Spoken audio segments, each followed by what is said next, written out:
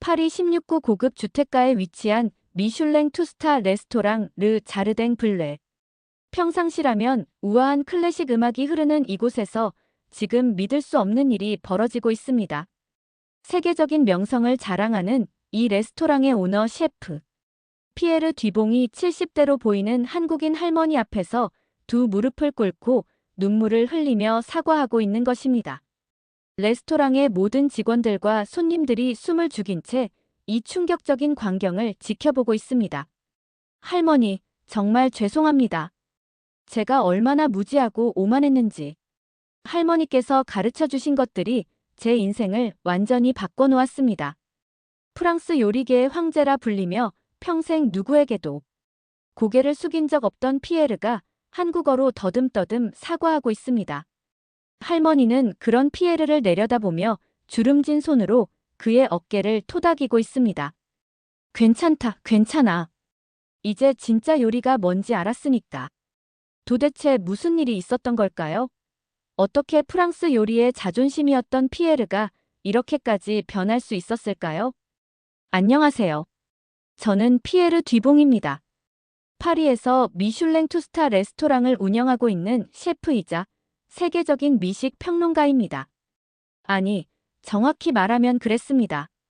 지금부터 들려드릴 이야기는 제가 한국에서 겪은 충격적인 경험담입니다. 이 이야기를 통해 저는 제 인생에서 가장 큰 변화를 겪었고 요리에 대한 모든 철학이 뒤바뀌었습니다. 그리고 무엇보다 한 분의 할머니를 통해 진정한 인간의 마음을 배웠습니다. 사실 저는 오랫동안 프랑스 요리야말로 세계 최고의 요리라고 굳게 믿고 있었습니다. 어려서부터 받아온 교육이 그랬고 제가 이뤄낸 성취들이 그것을 증명해주고 있다고 생각했거든요. 특히 아시아 요리에 대해서는 상당한 편견을 갖고 있었습니다.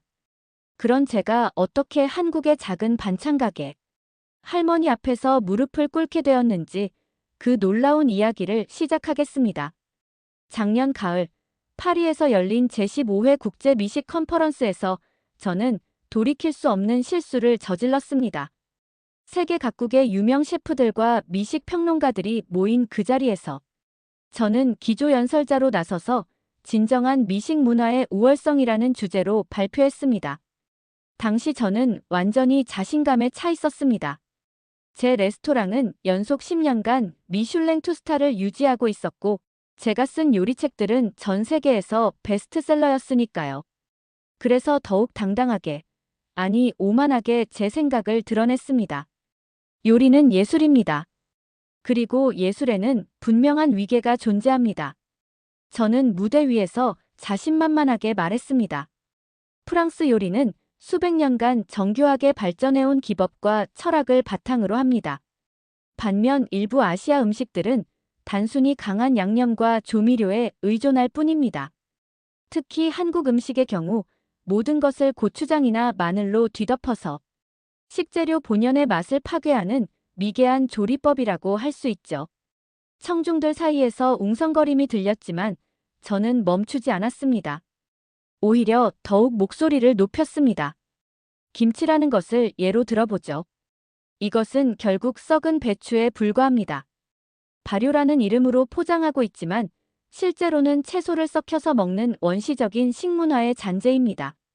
이런 것을 어떻게 요리라고 부를 수 있겠습니까?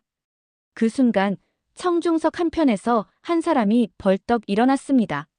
한국인으로 보이는 40대 남성 셰프였는데 그의 얼굴은 분노로 일그러져 있었습니다. 피에르 셰프, 당신의 발언은 너무 무례합니다. 김치는 단순한 발효식품이 아니라 수천 년간 이어져 온 한국의 전통 문화입니다. 하지만 저는 냉소적으로 웃으며 대답했습니다. 문화라고 하시는군요. 그렇다면 왜 한국 사람들은 아직도 젓가락이라는 원시적인 도구를 사용합니까? 포크와 나이프처럼 정교한 식기 문화가 발달하지 못한 것 자체가 그 요리 문화의 수준을 보여주는 것 아닌가요? 회장은 완전히 얼어붙었습니다. 몇몇 아시아계 참석자들이 자리를 박차고 나가는 모습이 보였지만 저는 전혀 개의치 않았습니다. 오히려 제가 진실을 말하고 있다고 확신했거든요. 제가 말하고 싶은 것은 이겁니다. 요리에는 분명한 격이 있고 우리는 그것을 인정해야 합니다.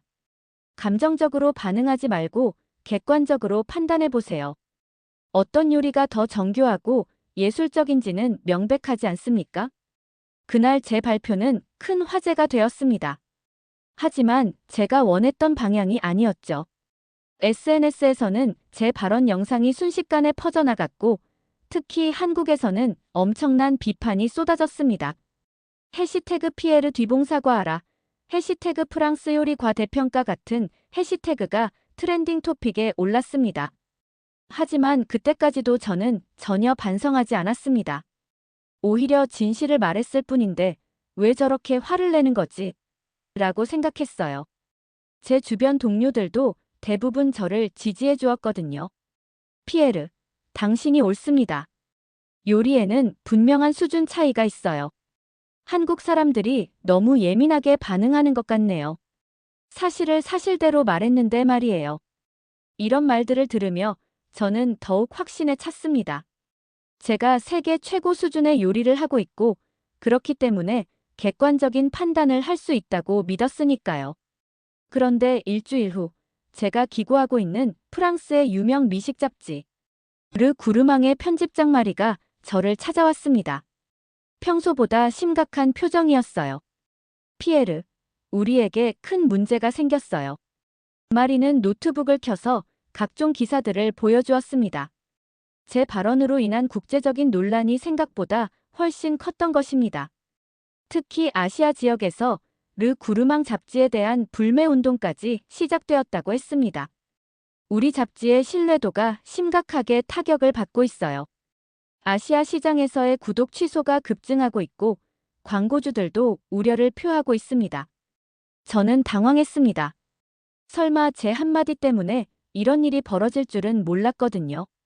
그래서 편집부에서 결정했습니다. 피에르, 당신이 직접 한국에 가서 취재를 해주세요.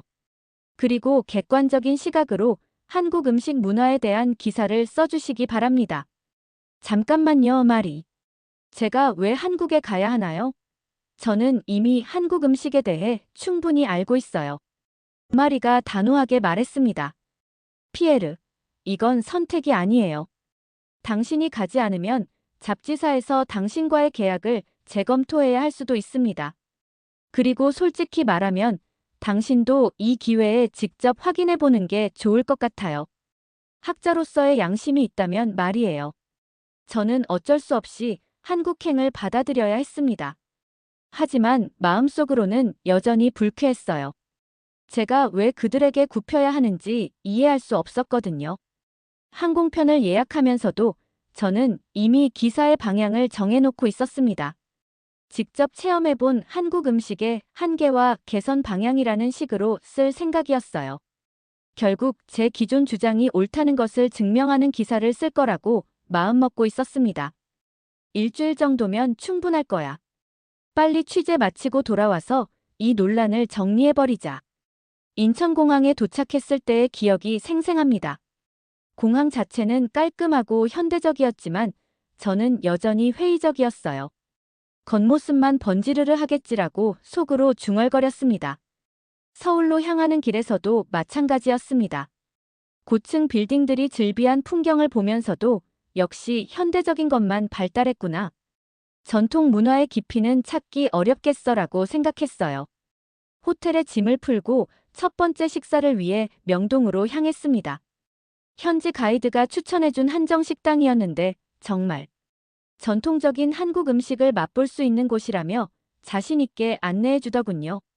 한정식이라는 게 프랑스의 코스 요리 같은 건가 싶어서 조금 기대를 했습니다. 하지만 막상 식당에 들어서는 순간 저는 당황했어요. 테이블 위에 놓인 식기들을 보니 정말로 젓가락이 있었거든요. 그것도 금속으로 만든 묵직하고 차가운 젓가락이었습니다. 제가 평생 사용해온 포크와 나이프 또는 서양식 젓가락과는 완전히 다른 느낌이었어요. 이걸로 정말 제대로 된 식사를 할 수 있을까? 손에 들어본 금속 젓가락은 생각보다 훨씬 무거웠습니다. 그리고 길이도 제가 알던 중국식이나 일본식 젓가락보다 길었어요. 어떻게 잡아야 할지조차 헷갈렸습니다. 가이드인 김민수 씨가 제 어색한 모습을 보고 조심스럽게 말을 걸어왔어요. 처음 사용하시는 거죠? 처음에는 좀 어색하실 수 있지만 익숙해지면 정말 편리하실 거예요. 김 씨의 목소리에는 진심 어린 배려가 담겨 있었습니다. 하지만 저는 그 친절한 말투를 듣는 순간 속으로 비웃음이 터져 나왔어요. 편리하다고요? 도대체 무슨 말인지 이해할 수 없었습니다. 제 손에 든 이 차가운 금속 막대기를 보세요. 이렇게 무겁고 냉랭한 것이 어떻게 편리할 수 있단 말입니까? 저는 젓가락을 테이블 위에 툭 내려놓으며 고개를 저었습니다. 파리에서 평생 써온 섬세한 은식기들의 감촉이 그리워졌어요. 그것들은 손에 쥐는 순간부터 자연스럽고 우아했는데 이 한국의 금속 젓가락은 마치 공사장에서 쓰는 연장 같았습니다. 죄송한데요. 이건 정말 음식을 먹는 도구가 맞나요? 뭔가 다른 용도로 쓰이는 것 같은데. 저는 반쯤 농담조로 물어봤지만 속마음은 진짜였습니다. 이렇게 딱딱하고 날카로운 것으로 어떻게 섬세한 음식을 먹을 수 있을까 싶었거든요. 김 씨는 제 말을 듣고 잠깐 당황한 기색을 보였지만 곧 억지로라도 미소를 지으며 설명을 시작했습니다. 아, 그렇게 보이실 수도 있겠네요. 하지만 한국은 예전부터 금속 가공 기술이 정말 발달해서 이런 젓가락을 만들었거든요. 위생적이고 오래 쓸 수 있어서 실용적이에요. 김 씨의 설명하는 목소리에는 자국 문화에 대한 자부심이 묻어났습니다. 하지만 저는 그런 열정적인 설명이 오히려 더 우스꽝스럽게 느껴졌어요. 금속 가공 기술이 발달했다고요? 그래서 음식을 먹는 도구까지 차가운 금속으로 만들어야 했다는 건가요? 도무지 이해할 수 없는 발상이었습니다. 저는 김 씨의 설명을 듣는 척하면서 속으로는 전혀 다른 생각을 하고 있었습니다. 프랑스에서는 음식을 먹는 것 자체가 하나의 예술적 경험입니다. 은식기의 우아한 광택, 도자기의 섬세한 질감, 이런 것들이 음식의 맛을 더욱 돋보이게 하죠. 그런데 이런 차가운 금속으로는 그런 섬세한 경험이 불가능할 것 같은데요. 제 목소리에는 명백한 우월감이 배어 있었습니다. 김 씨의 얼굴이 미묘하게 굳어지는 걸 보면서도 저는 계속 말을 이어갔어요. 프랑스에서는 손님의 격에 따라 다른 식기를 사용합니다. 귀한 손님에게는 고급 은식기를, 일반적인 경우에는 적절한 수준의 식기를 내놓죠. 이런 세심한 배려와 격식이야말로 진정한 문화적 품격 아닌가요? 그 순간 김 씨의 표정이 확연히 변했다는 걸 느꼈습니다. 처음에 친근한 미소가 사라지고 어색한 침묵이 테이블 위에 흘렀어요. 하지만 저는 전혀 개의치 않았습니다. 오히려 더욱 자신만만하게 프랑스 문화의 우수성에 대해 설파하기 시작했습니다. 그때 첫 번째 음식이 나왔습니다. 여러 가지 나물 반찬들이 작은 접시에 담겨서 나왔는데 그걸 젓가락으로 집어 먹어야 한다는 게 정말 어려웠거든요. 미끄러워서 제대로 집히지도 않고 무거워서 손목이 아프기까지 했습니다. 저는 몇 번 시도해보다가 결국 포기하고 말았어요. 역시나 실용적이지 못한 도구군요. 제가 중얼거리자 김 씨가 다시 한번 설명을 시도했습니다. 처음에는 어려우실 수 있지만 익숙해지면 오히려 더 정확하게 집을 수 있어요. 특히 김치 같은 발효식품을 먹을 때는 금속이 나무보다 위생적이거든요. 하지만 저는 여전히 고개를 저었습니다. 위생이야 어떻게든 관리할 수 있는 문제 아닌가요? 음식을 먹는다는 것은 단순히 영양을 섭취하는 행위가 아니라 문화를 향유하는 일이잖아요. 그런데 이렇게 무뚝뚝한 도구로는 그런 섬세한 맛을 제대로 느낄 수 없을 것 같은데요. 제가 이렇게 말하자 김 씨는 잠시 말을 멈췄습니다. 그리고 조심스럽게 물어봤어요. 피에르 셰프님께서는 한국 음식을 드셔본 적이 있으신가요? 물론이죠. 파리에도 한국 음식점이 많거든요. 하지만 대부분 맵기만 하고 섬세함이 부족하더군요. 그때 김 씨가 묘한 미소를 지으며 말했어요. 그럼 내일 저녁에 다른 곳으로 안내해 드릴게요. 정말 전통적인 방식으로 만든 음식을 드실 수 있는 곳으로 말이에요. 저는 그냥 고개를 끄덕였습니다. 어차피 취재 일정이니까 가봐야겠다고 생각했어요. 하지만 마음속으로는 결국 비슷하겠지라고 생각하고 있었습니다. 다음 날 오후, 저는 일정에 없던 특별한 경험을 하게 되었습니다. 명동에서 인사동으로 가는 길에 저는 길을 잃고 말았어요. 김 씨와 잠시 헤어진 사이에 혼자 둘러보다가 작은 골목길에서 완전히 방향 감각을 잃었습니다. 스마트폰으로 길을 찾으려고 했지만 한국어로 된 지명들이 너무 복잡해서 포기하고 말았어요. 그때 골목 한편에서 달콤한 향기가 나는 걸 느꼈습니다. 향기를 따라 걸어가니 작은 반찬 가게가 보였어요. 정성 반찬이라는 한글 간판이 걸려 있었는데, 물론 저는 읽을 수 없었지만 왠지 정겨운 느낌이 드는 곳이었습니다. 가게 앞에는 여러 가지 반찬들이 투명한 통에 담겨서 진열되어 있었어요. 그 중에서도 빨간 양배추 같은 것이 눈에 띄었는데 지금 생각해보니 그게 바로 김치였습니다. 가게 안에서는 70대 정도로 보이는 할머니가 뭔가를 열심히 다듬고 계셨어요. 저는 길을 물어보려고 가게 안으로 들어갔습니다. 실례합니다. 영어 할 수 있으세요? 할머니는 고개를 들어 저를 보시더니 환한 미소를 지으며 대답하셨어요. 아이고, 외국분이네. 영어는 잘 못하는데. 어디 가려고 하세요? 할머니의 영어는 서툴렀지만 따뜻함이 묻어났습니다. 저는 인사동이라고 말했는데 할머니는 손짓으로 방향을 가리켜 주시면서 이렇게 말씀하셨어요. 길이 좀 복잡해요. 잠깐 앉아서 쉬었다가 가세요. 차 한 잔 드릴게요. 저는 당황했습니다. 완전히 낯선 외국인인 저에게 이렇게 친절하게 대해주시다니. 파리에서는 상상할 수 없는 일이었어요. 아니에요, 괜찮습니다. 길만 가르쳐 주시면. 하지만 할머니는 이미 작은 의자를 가져다 놓으시며 저를 앉게 하셨어요.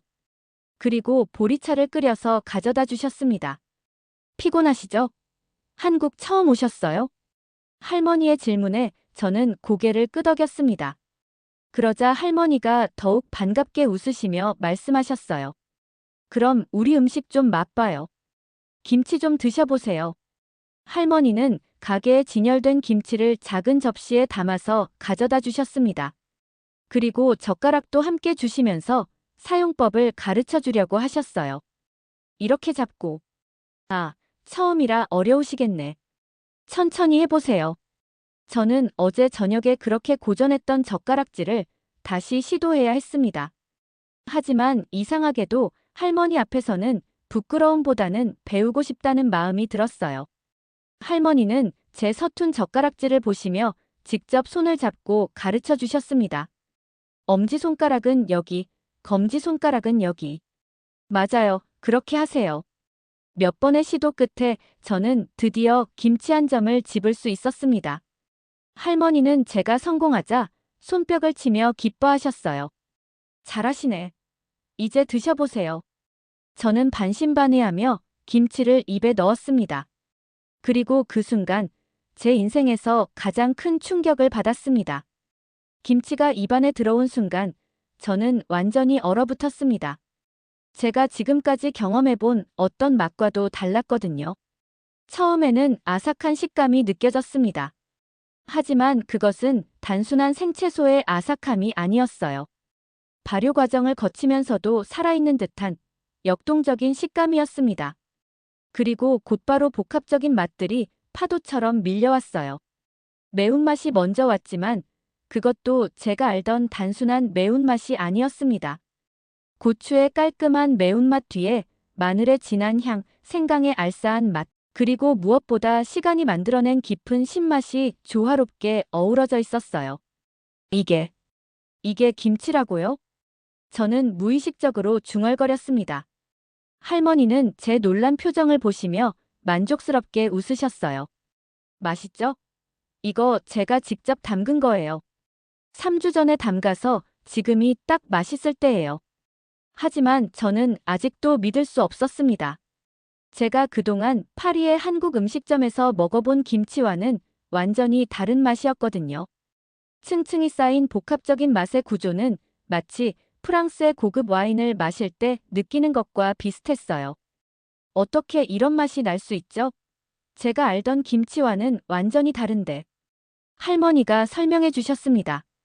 김치는 시간이 만드는 음식이에요. 배추를 소금에 절이고 양념을 버무리고 그 다음에는 기다리는 거죠. 발효가 되면서 맛이 깊어지거든요. 그런데 요즘 가게에서 파는 건 성급하게 만든 게 많아서 제 맛이 안 나요. 저는 다시 한 점을 집어서 더 천천히 씹어보았습니다. 씹을 때마다 새로운 맛들이 드러났어요. 젓갈의 감칠맛, 배의 단맛, 파의 향긋함. 하나의 김치 안에 이렇게 많은 재료들이 조화롭게 들어가 있다는 게 놀라웠습니다. 이건 정말 예술이네요. 제가 감탄하자 할머니가 더욱 기뻐하셨습니다. 아이고, 뭔 예술이에요. 그냥 먹고 살려고 하는 거죠. 그런데 정성은 많이 들여요. 배추 고르는 것부터 시작해서 소금물 농도, 양념 비율, 발효 온도까지 하나하나 다 신경 써야 하거든요. 저는 젓가락으로 다른 반찬들도 집어서 맛보기 시작했습니다. 콩나물 무침, 시금치나물, 연근조림. 각각이 모두 다른 맛과 향을 가지고 있었고 김치와 함께 먹으면 또 다른 조화를 이뤘어요. 특히 놀라운 건 젓가락 사용이 점점 자연스러워지고 있다는 것이었습니다. 처음에는 어색했던 무게감과 길이가 이제는 오히려 안정감을 주고 있었어요. 김치의 국물이 떨어지지 않게 정확하게 집을 수 있었고 여러 반찬을 조합해서 한 입에 넣는 것도 가능했습니다. 할머니, 이 젓가락이 생각보다 정말 편리하네요. 그러게요. 처음에는 어색하지만 익숙해지면 포크보다 훨씬 정교해요. 특히 우리 음식 먹을 때는 젓가락이 최고죠. 할머니의 말씀을 들으며 저는 점점 더 혼란스러워졌습니다. 분명히 어제까지만 해도 이 젓가락이 불편하고 실용적이지 못하다고 생각했는데 지금은 왜 이렇게 다르게 느껴지는 걸까요? 그때 제 스마트폰이 울렸습니다. 김 씨에게서 온 전화였어요. 피에르 셰프님, 어디 계세요? 약속 시간이 다 되어 가는데. 저는 할머니께 죄송하다고 인사를 드리고 일어났습니다. 하지만 발걸음이 쉽게 떨어지지 않았어요. 이 작은 가게에서 경험한 것들이 너무나 충격적이었거든요. 할머니, 정말 감사했습니다. 정말 맛있었어요. 아이고, 머리요. 또 오세요. 다음에 오시면 다른 반찬도 더 맛보여 드릴게요. 할머니는 작은 용기에 김치를 담아서 저에게 주셨습니다. 이거 가져가세요. 호텔에서 드셔보세요. 저는 감사 인사를 드리고 가게를 나왔습니다. 하지만 마음속으로는 큰 혼란이 일고 있었어요. 호텔로 돌아가는 길에 저는 계속 생각에 잠겨 있었습니다. 방금 경험한 일들이 제 기존 믿음과 너무나 상충했거든요. 김 씨가 저를 찾아왔을 때도 저는 멍한 상태였어요. 피에르 셰프님, 무슨 일 있으셨나요? 표정이 좀 이상하신데. 아무것도 아니에요. 그냥 길을 잃고 헤맸더니 피곤해서요. 저는 할머니 가게에서 있었던 일을 말하지 않았습니다. 아직 제 자신도 정리가 안 된 상황에서 다른 사람에게 설명할 수는 없었거든요. 그날 저녁, 김 씨가 약속한 전통 한옥 레스토랑에 갔습니다. 분위기 있는 곳이었고 음식들도 정교하게 플레이팅되어 나왔어요. 하지만 제 마음속에는 오후에 경험한 할머니의 김치 맛이 계속 남아 있었습니다. 이 레스토랑의 김치는 어떨까? 한 입 먹어보니 깔끔하고 잘 만들어진 김치였지만 할머니 김치만큼의 깊이는 없었어요. 뭔가 아쉬웠습니다. 피에르 셰프님, 어떠세요? 오늘 음식들은 어떠신지? 김 씨가 조심스럽게 물어봤습니다. 저는 잠시 망설이다가 대답했어요. 생각보다 나쁘지 않네요. 특히 김치가 흥미롭습니다. 김 씨의 얼굴에 놀라움이 스쳤습니다. 어제의 제 태도와는 너무 다른 반응이었으니까요. 호텔로 돌아와서도 저는 잠을 이루지 못했습니다. 할머니가 주신 김치를 냉장고에서 꺼내서 다시 먹어봤어요. 여전히 그 복합적이고 깊은 맛이 있었습니다. 도대체 뭐가 다른 거지? 저는 제 경험을 분석해 보려고 했습니다. 분명히 파리에서도 김치를 먹어본 적이 있는데 왜 이렇게 다르게 느껴지는 걸까요? 그때 문득 할머니의 말씀이 떠올랐습니다. 정성은 많이 들여요. 정성이라는 단어. 프랑스어로는 딱히 대응되는 말이 없는 것 같았어요. SOIN이나 어텐션과는 뭔가 다른 느낌이었습니다.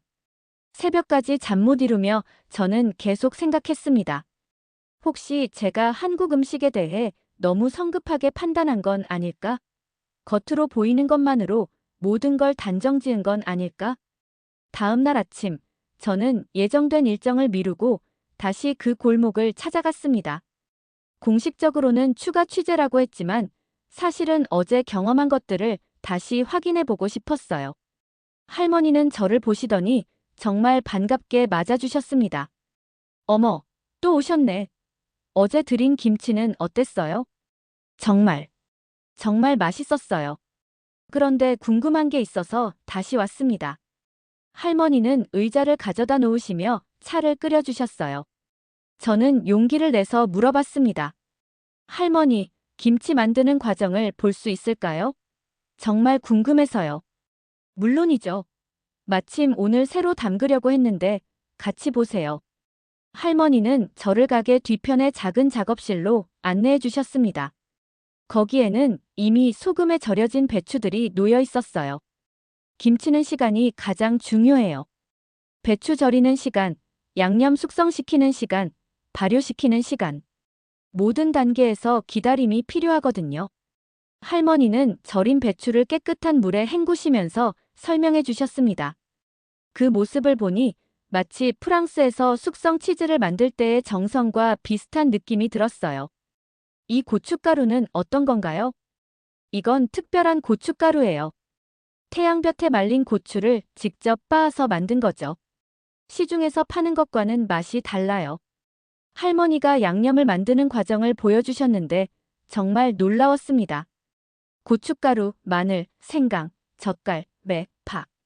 각각의 재료를 정확한 비율로 넣고 있었어요. 그런데 저울을 사용하지 않고도 완벽하게 분량을 맞추고 계셨습니다. 할머니, 어떻게 분량을 그렇게 정확하게 아세요? 50년 넘게 해온 일이니까요. 눈으로 봐도 알고 냄새로도 알 수 있어요. 이게 바로 경험이죠. 그 순간 저는 깨달았습니다. 이것은 단순한 요리가 아니라 수십 년간 축적된 기술과 지혜의 결정체라는 것을요. 할머니가 배추에 양념을 발라주시는 모습을 보면서 저는 더욱 감탄했습니다. 배추의 한 입 한 입 사이사이에 정성스럽게 양념을 발라주시는 손길이 마치 예술 작품을 만드는 장인의 손길 같았어요. 할머니, 이 과정이 얼마나 걸려요? 배추 하나하나 다 바르려면 1시간은 걸려요. 그리고 김치통에 담아서 3일 정도 실온에서 발효시킨 다음에 냉장고에 넣어두죠. 그럼 한 달 정도는 맛있게 먹을 수 있어요. 저는 할머니의 설명을 들으며 점점 더 놀라고 있었습니다. 이런 정교한 과정과 시간 투자를 거쳐서 만들어지는 음식을 제가 썩은 배추라고 불렀다니.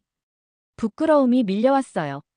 할머니, 김치 외에 다른 반찬들도 이렇게 정성스럽게 만드시는 건가요? 당연하죠. 콩나물 무침도 콩나물을 하나하나 골라서 씻고 시금치나물도 뿌리까지 깨끗하게 다듬어서 만들어요.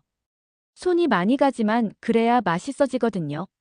할머니의 작업을 보면서 저는 정성이라는 단어의 의미를 조금씩 이해하기 시작했습니다.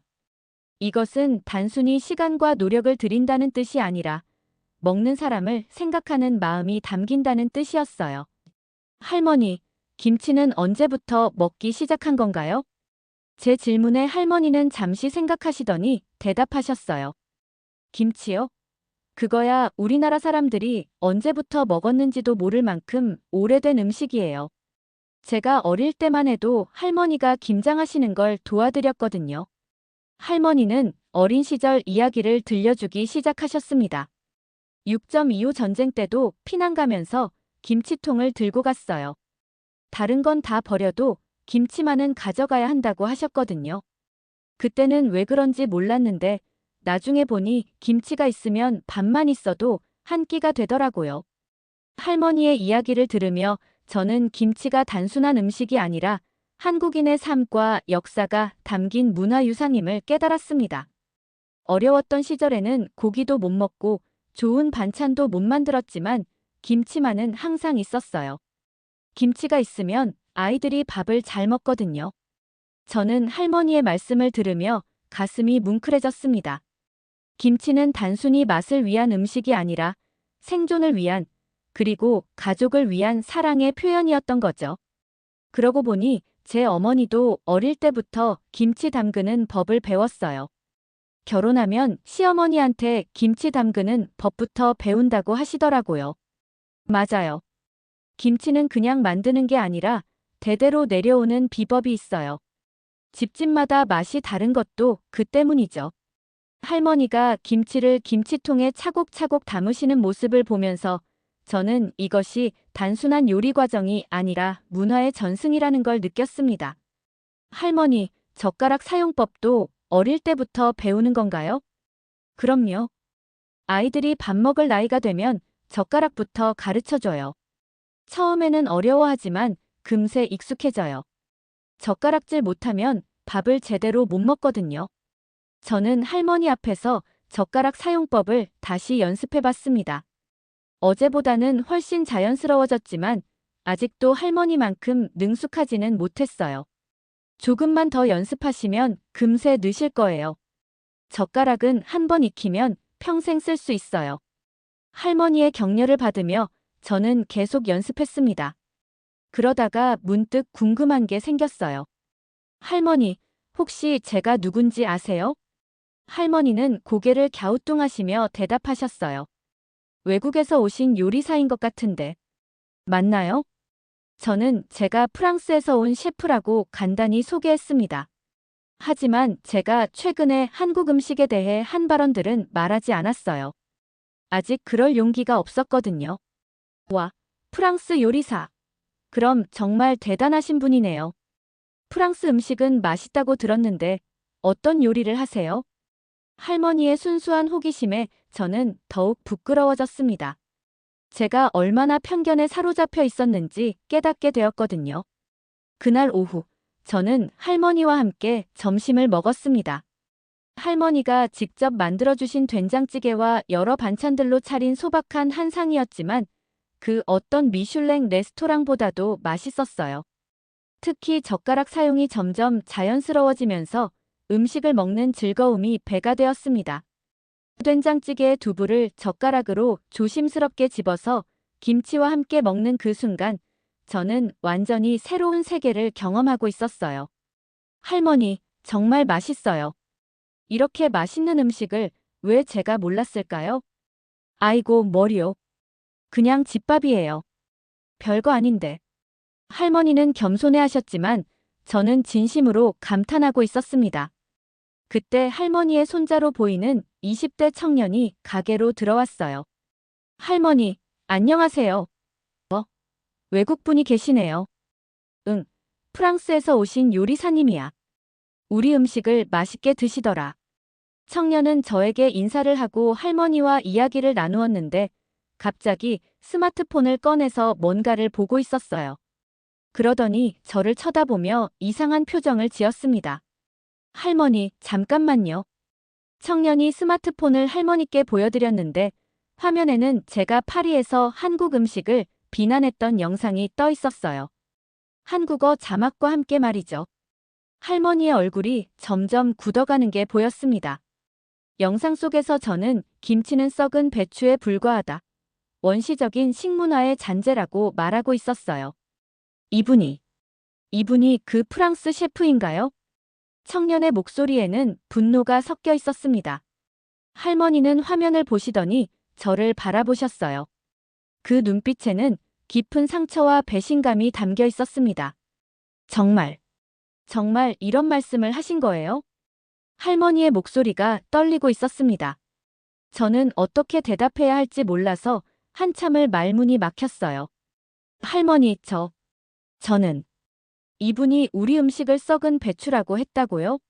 할머니가 그렇게 정성스럽게 대접해드렸는데 청년이 화를 내며 저를 쳐다봤습니다. 하지만 할머니가 손을 들어 청년을 제지하셨어요. 잠깐, 잠깐. 일단 들어보자.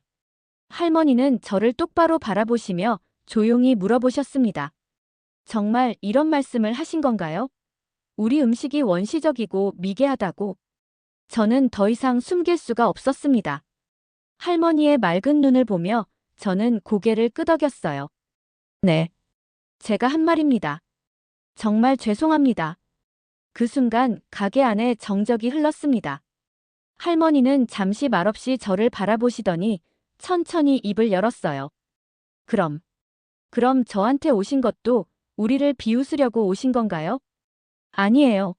처음에는 그럴 생각이었을지도 모르지만 지금은 아니에요. 정말로 아니에요. 저는 급하게 해명했지만 할머니의 표정은 이미 돌아서고 있었습니다. 그동안 저한테 친절하게 해주신 것도 다 거짓이었던 건가요?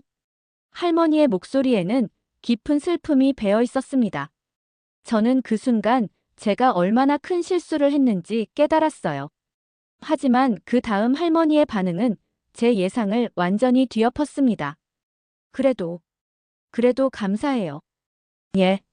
처음에 어떤 마음으로 오셨든 지금은 우리 음식을 제대로 알아봐 주셔서 고마워요. 사람 마음이 변할 수 있다는 걸 보여주셔서 고마워요. 저는 완전히 당황했습니다. 저를 용서해 주시는 건가요? 아니면 비꼬시는 건가요? 할머니, 저는 정말 괜찮아요. 모르면 배우면 되는 거예요. 중요한 건 지금 마음이잖아요. 그 순간 저는 무너져 내렸습니다. 할머니의 너그러움과 따뜻함 앞에서 제 모든 오만함과 편견이 산산조각 났어요. 저는 더 이상 참을 수 없었습니다. 할머니 앞에서 무릎을 꿇고 말았어요. 할머니, 정말 죄송합니다. 제가 너무 무지하고 오만했습니다. 눈물이 쏟아졌습니다. 50년을 살면서 이렇게 진심으로 사과해 본 적이 없었어요. 저는 제가 최고라고 생각했습니다. 프랑스 요리가 세계 최고이고 다른 나라 음식들은 모두 수준 이하라고 믿었어요. 특히 한국 음식에 대해서는 정말 편견이 심했습니다. 제 목소리가 떨리고 있었습니다. 하지만 할머니를 만나고 할머니가 만드신 음식을 먹고 할머니의 정성을 보면서 제가 얼마나 틀렸는지 깨달았습니다. 요리는 기술이 아니라 마음이었어요. 할머니께서 보여주신 그 따뜻한 마음이 진짜 요리의 영혼이었습니다. 할머니는 제 머리를 조용히 쓰다듬어 주셨습니다. 일어나세요. 이제 알았으면 된 거예요.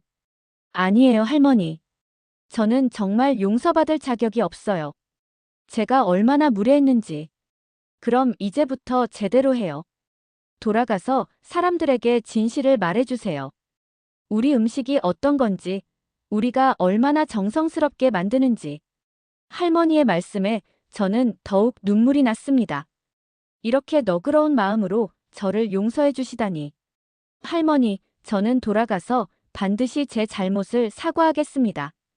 그리고 한국 음식의 위대함을 알리겠습니다. 청년도 처음에는 화가 나 있었지만 제 진심 어린 사과를 보고는 마음이 누그러진 것 같았어요.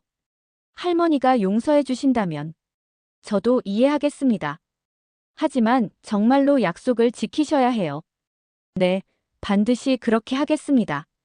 그날 이후 저는 완전히 다른 사람이 되었습니다. 남은 한국 체류 기간 동안 저는 할머니 가게를 매일 찾아가서 한국 음식과 문화를 배웠어요.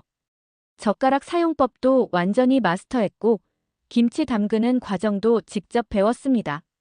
할머니는 저에게 한국 요리의 철학에 대해서도 가르쳐 주셨어요. 요리는 먹는 사람을 생각하는 마음이에요. 아무리 좋은 재료를 써도 정성이 없으면 맛이 없어요. 반대로 흔한 재료라도 정성을 다하면 최고의 요리가 되죠. 할머니의 말씀을 들으며 저는 제가 그동안 놓치고 있던 가장 중요한 것을 깨달았습니다. 기술과 재료보다 중요한 것은 요리하는 사람의 마음이라는 것을요. 할머니, 제가 프랑스로 돌아가기 전에 할머니께 뭔가 요리를 해드리고 싶어요. 어머, 그럴 필요 없어요. 아니에요. 제가 할머니께 배운 것들을 제 방식으로 표현해보고 싶어요. 저는 할머니 가게의 작은 주방에서 프랑스 요리를 만들어드렸습니다. 하지만 이번에는 달랐어요. 할머니가 가르쳐 주신 정성을 담아서 만들었거든요. 간단한 오믈렛이었지만 할머니를 생각하는 마음을 담아서 만들었습니다. 할머니는 한 입 드시더니 환하게 웃으셨어요. 와, 정말 맛있어요. 이게 프랑스 요리구나. 맛이 정말 부드러워요. 할머니의 칭찬을 들으며 저는 깨달았습니다. 요리에는 국경이 없다는 것을, 그리고 진심이 담긴 요리는 어떤 언어보다도 강력하다는 것을요. 할머니, 이 젓가락을 저에게 주실 수 있을까요? 저는 제가 처음 사용했던 그 스테인리스 젓가락을 가리켰습니다. 물론이죠. 이걸로 프랑스에서도 우리 음식 생각하세요. 할머니는 그 젓가락을 닦아서 예쁜 보자기에 싸주셨어요. 그리고 김치 담그는 방법을 적은 메모도 함께 주셨습니다. 프랑스에서도 김치 담가 드세요. 처음에는 어려울 테지만 연습하면 할 수 있어요. 프랑스로 돌아가자마자 저는 기자회견을 열었습니다. 제가 한국에서 경험한 일들을 솔직하게 털어놓고 과거의 발언에 대해 공개적으로 사과했어요. 저는 한국에서 진정한 요리가 무엇인지 배웠습니다. 기술과 재료가 아니라 정성과 마음이 요리의 본질이라는 것을요. 기자회견장은 조용했습니다. 많은 사람들이 제 변화에 놀라워했어요. 특히 김치라는 음식을 통해 발효의 과학과 시간의 예술을 배웠습니다. 이것은 어떤 프랑스 요리와 비교해도 뒤지지 않는 위대한 음식입니다. 저는 한국에서 찍은 사진들과 영상들을 보여주며 설명했습니다. 할머니가 김치를 담그는 과정, 젓가락 사용법, 그리고 무엇보다 할머니의 따뜻한 미소를 보여줬어요. 저는 앞으로 제 레스토랑에서 한국의 철학을 도입하겠습니다. 정성이라는 한국어를 프랑스어로 번역할 수는 없지만 그 마음만큼은 제 요리에 담겠습니다. 기자회견 이후 엄청난 반향이 일었습니다. 프랑스 언론뿐만 아니라 전 세계 언론에서 제 이야기를 다뤘어요. 특히 한국에서는 긍정적인 반응이 쏟아졌습니다. 하지만 가장 중요한 것은 할머니의 반응이었어요. 누군가 제 기자회견 영상을 한국어로 번역해서 할머니께 보여드렸다고 했습니다. 할머니는 정말 기뻐하셨다고 하더군요. 제 레스토랑 르 자르댕 블레도 완전히 바뀌었습니다. 메뉴에 한국에서 영감을 받은 요리들을 추가했어요. 김치 크루디테라는 요리는 프랑스식 전체 요리에 발효의 개념을 도입한 것이었습니다. 크루디테는 프랑스의 생채소 요리인데 여기에 김치의 발효 기법을 적용해서 더 깊은 맛을 만들어냈어요. 그리고 무엇보다 저는 모든 요리에 정성을 담기 시작했습니다. 할머니가 가르쳐 주신 대로 먹는 사람을 생각하는 마음을 담아서 요리했어요. 놀랍게도 손님들의 반응이 훨씬 좋아졌습니다. 미슐랭 가이드에서도 피에르 뒤봉의 새로운 철학이 담긴 요리라고 극찬했어요. 셰프님, 요즘 요리가 더 따뜻해진 것 같아요. 한 단골 손님이 말해주었습니다. 바로 그거였어요. 제 요리에 따뜻함이 담긴 거였습니다. 저는 레스토랑 주방에 할머니가 주신 젓가락을 걸어두었어요. 그리고 매일 아침 그 젓가락을 보며 할머니의 가르침을 되새겼습니다. 6개월 후, 저는 할머니를 프랑스로 초대했습니다. 항공료와 모든 비용을 제가 부담했어요. 할머니는 처음에는 사양하셨지만 제가 간곡히 부탁드려서 결국 오시게 되었습니다. 파리 공항에서 할머니를 맞이했을 때의 감동은 지금도 잊을 수 없어요. 할머니는 여전히 그 따뜻한 미소로 저를 맞아주셨습니다. 피에르, 많이 달라졌네요. 얼굴이 훨씬 부드러워졌어요. 할머니의 말씀에 저는 웃음이 났습니다. 정말로 제가 달라진 게 얼굴에까지 나타나는 건가 봅니다. 제 레스토랑에서 할머니를 위한 특별한 만찬을 준비했습니다. 한국에서 배운 것들을 프랑스 요리에 접목한 퓨전 요리들을 선보였어요. 할머니는 한 접시 한 접시 드시며 연신 감탄하셨습니다. 이게 정말 프랑스 요리예요? 맛이 정말 깊어요. 우리 음식이랑 어떻게 이렇게 잘 어울리죠? 그날 밤 레스토랑의 모든 손님들이 할머니께 박수를 보냈습니다. 저는 할머니를 소개하며 말했어요.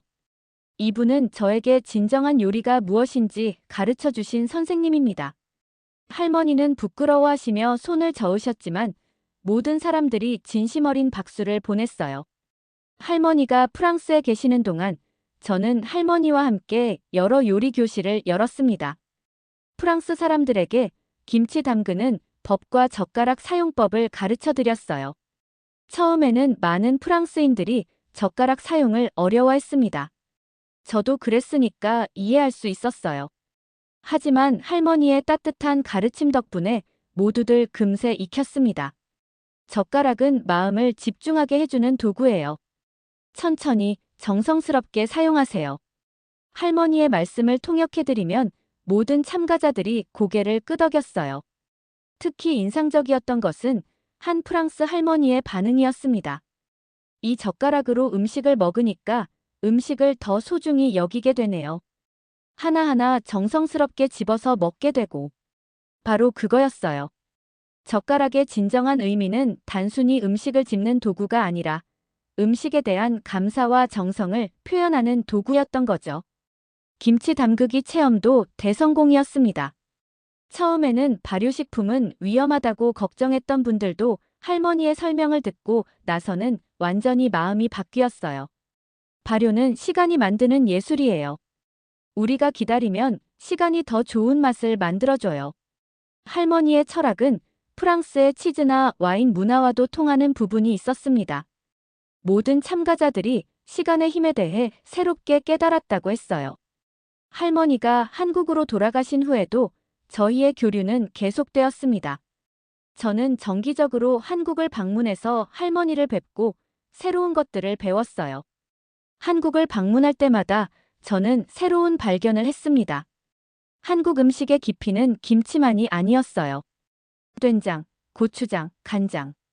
모든 장류들이 각각 발효의 과학과 시간의 예술을 담고 있었습니다.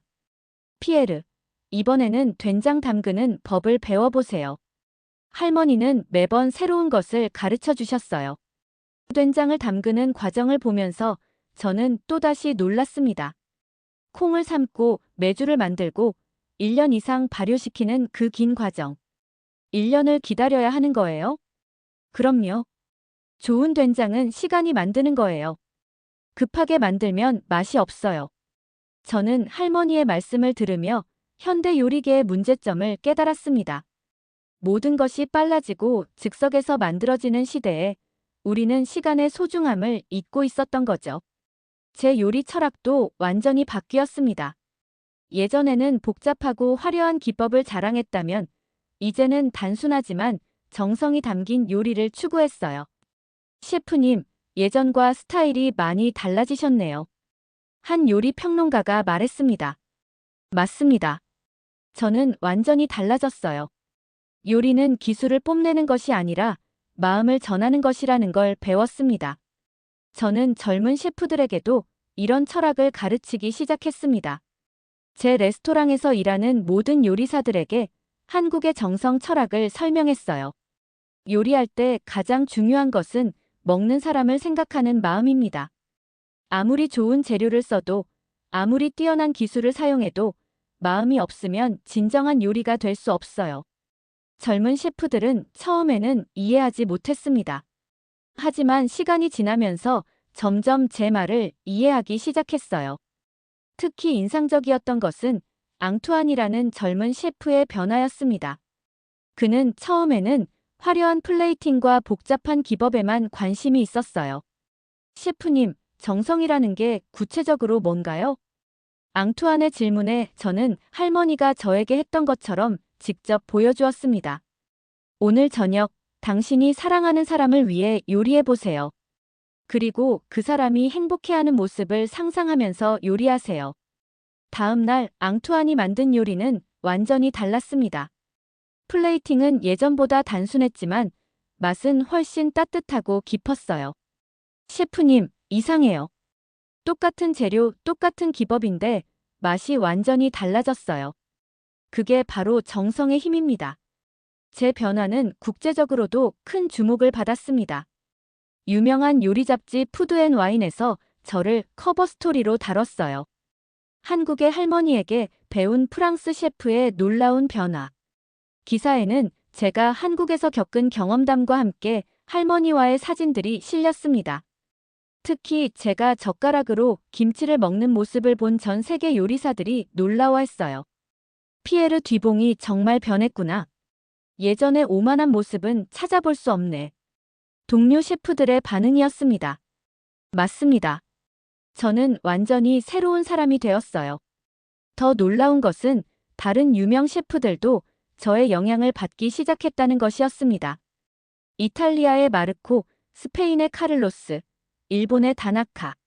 모두 발효와 정성의 철학에 관심을 보이기 시작했어요. 피에르, 우리도 한번 한국에 가보고 싶어. 마르코가 말했습니다. 저는 기꺼이 할머니를 소개해드렸어요.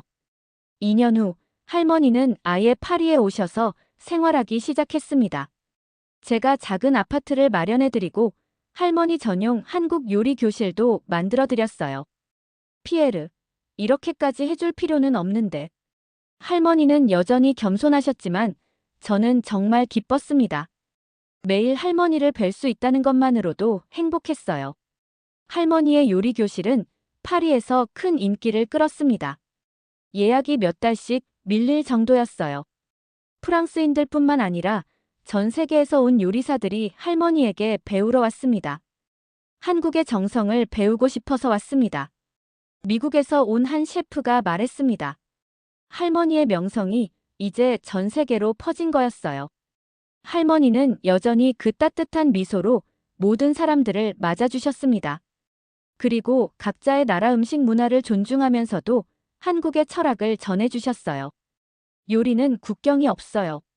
중요한 건 사랑하는 마음이죠. 할머니의 이런 말씀이 많은 사람들의 마음을 움직였습니다. 저는 이제 젊은 요리사들을 교육하는 일에도 많은 시간을 할애하고 있습니다. 제가 설립한 요리 학교에서는 기술뿐만 아니라 철학도 가르쳐요. 요리는 단순히 음식을 만드는 것이 아닙니다. 문화를 이해하고 사람을 이해하고 마음을 전하는 것입니다. 첫 수업 시간에 저는 항상 이렇게 말합니다. 그리고 학생들에게 젓가락 사용법부터 가르쳐줘요. 젓가락요? 우리는 프랑스 요리를 배우러 왔는데. 처음에는 이런 반응을 보이는 학생들이 많습니다. 하지만 시간이 지나면서 모두 이해하게 되죠. 젓가락을 통해 정성과 집중력을 배우는 거예요. 이것은 모든 요리의 기본입니다. 6개월 과정을 마친 학생들은 모두 변화합니다. 단순히 요리 기술만 늘어나는 것이 아니라 요리에 대한 근본적인 이해가 깊어져요.